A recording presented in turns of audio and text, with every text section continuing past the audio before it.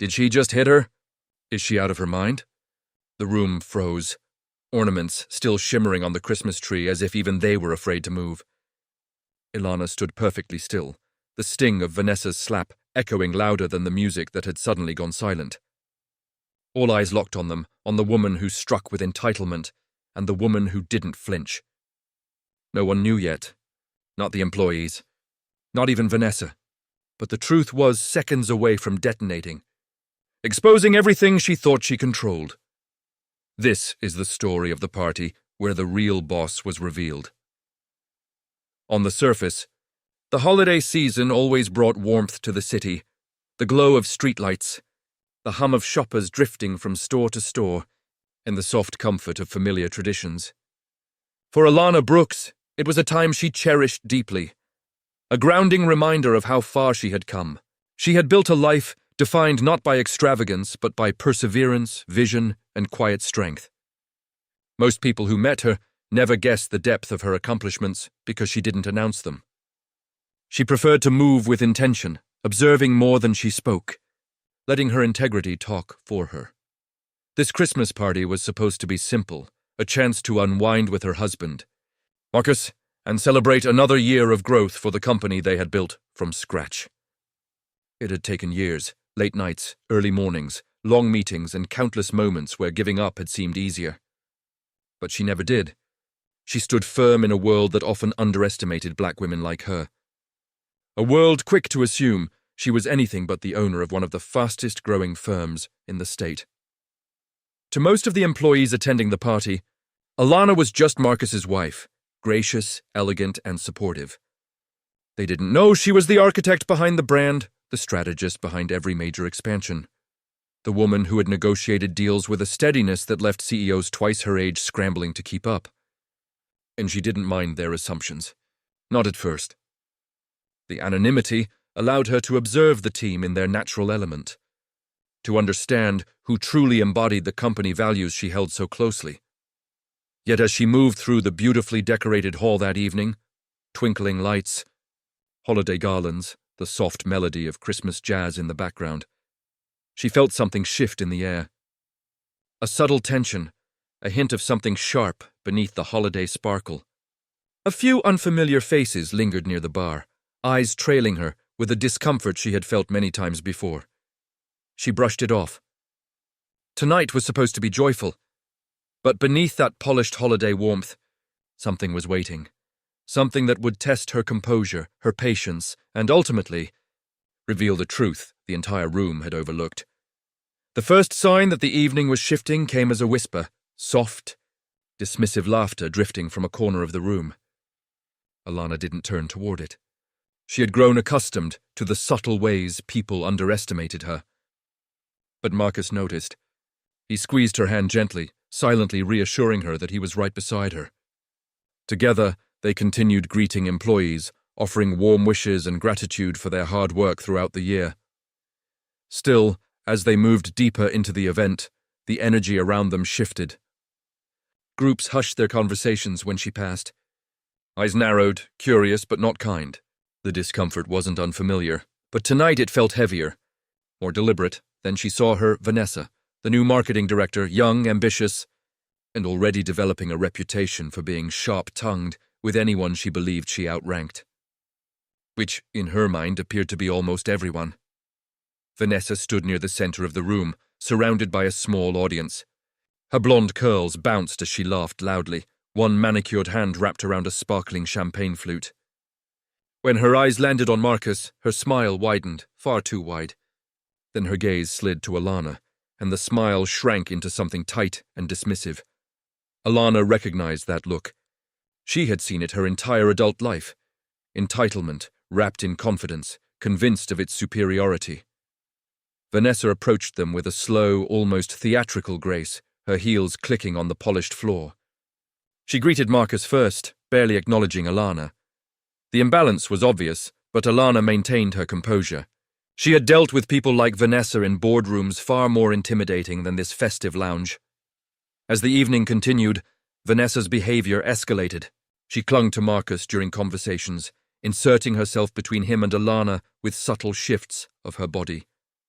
She made patronizing comments about wives who didn't understand the business world, and exaggerated praise for Marcus's supposed leadership, as if he was solely responsible for the company's success. Every remark was a strike masked as a joke. Every glance was a test. And every moment, the room grew more aware of the tension simmering beneath the surface. Alana didn't lash out. She didn't need to. Years of navigating professional spaces had taught her the power of restraint. But Vanessa mistook that quiet strength for weakness. Later in the evening, the incident began with something small, a spilled drink. Vanessa brushed by Alana accidentally, splattering wine across the front of her dress. Instead of apologizing, she smirked, suggesting Alana stand further away from important guests. The crowd froze, unsure how to react. Some exchanged uneasy glances but said nothing. Alana dabbed at her dress, calmly, refusing to give Vanessa the satisfaction of a reaction. But Vanessa wasn't finished. Moments later, near the Christmas tree, glowing with twinkling lights, Vanessa stepped into Alana's path again, this time with full intention. The smugness in her expression made it clear. She believed she ran the room. She thought she could treat Alana however she wished, and she believed, fatally, that Alana was powerless. The air thickened with anticipation. The employees watched from the edges. Marcus's face tightened with rising anger. Something was coming, something! No one in that room was prepared for. It happened so fast that the room barely had time to breathe. Vanessa stepped closer, her voice low but sharp enough for those nearby to hear. She made one last cutting remark, something about knowing a woman's place at events like this, before lifting her hand with an arrogance so practiced it almost looked choreographed. Then the sound came, a sharp, startling crack slices through the holiday music. Vanessa had slapped Alana. Gasps erupted instantly. A few people dropped their drinks. The band faltered, the melody collapsing into stunned silence. Marcus froze, every muscle tensing as his eyes widened with disbelief and fury. The room spun into chaos, soft whispers, frantic glances, the kind of collective shock that roots everyone in place. But Alana remained perfectly still. She didn't stumble, she didn't shrink. She simply lifted her gaze, meeting Vanessa's eyes with a calm so unshakable it made the younger woman falter. The power dynamic Vanessa believed she controlled evaporated in an instant. Employees watched, breathless. Some instinctively stepped backward, as if sensing the ground shifting beneath them. Vanessa recovered her smirk quickly, assuming everyone would side with her. She turned to the crowd, ready to spin her version of the story, confident that her position, her charm, and her privilege would protect her. But before she could speak, the doors at the far end of the hall opened. The company's senior board members entered, faces stern, eyes scanning the scene with immediate concern. And in that frozen moment, just as Vanessa prepared to deliver another insult, the truth none of them expected rose to the surface, a truth that would shatter every assumption in the room, a truth that would reveal exactly who held the real power here. The board members didn't need long to understand what had happened. The shock on their faces wasn't subtle. They knew exactly who Vanessa had just assaulted. Whispers rippled through the hall as one of the executives stepped forward, addressing Alana with the respect she was long overdue for in this room. In that single gesture, everything changed. Vanessa blinked, confused, watching as the crowd shifted, not toward her but away.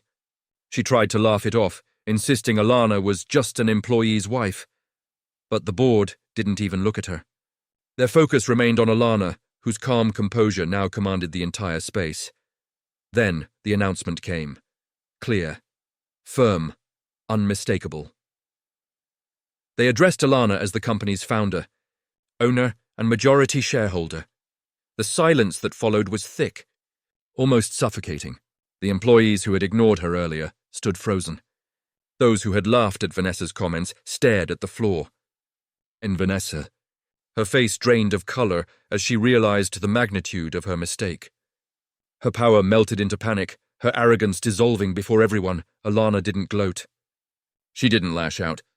Instead, she spoke with the same quiet strength she had carried all evening, reminding the room of what authentic leadership looked like.